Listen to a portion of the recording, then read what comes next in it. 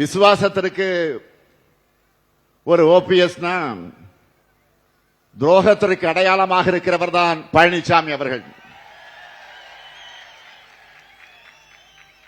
கூவத்தூர்ல அம்மையார் சசிகலா காலில் ஊர்ந்து தவழ்ந்து போய் முதலமைச்சராயிட்டு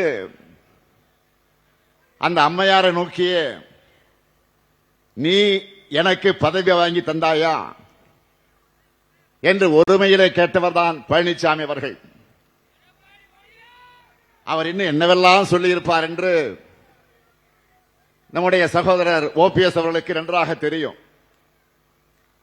பழனிசாமி அவர்களை பொறுத்தவரைக்கும் தன்னை காப்பாற்றிக் கொள்ள எது வேண்டுமானாலும் செய்வார். அவருடைய உச்சக்கட்ட துரோகம் என்ன தெரியுமா? தன்னை காப்பாற்றிக்க மக்கள் திலக எம்ஜிஆர் உருவாக்கிய அம்மையார் ஜெயலலிதா அவர்களால் வளர்க்கப்பட்டிருக்கக்கூடிய இயக்கத்தையே இன்னைக்கு அடமானம் வச்சிருக்கிறார் பழனிசாமி. பழனிசாமி என்ன நினைக்கிறார்னா, பாஜக தனக்கு நல்லது செய்யும்னு நினைக்கிறார். உண்மையிலேயே பாஜக யாருக்கும் நல்லது செய்யாது.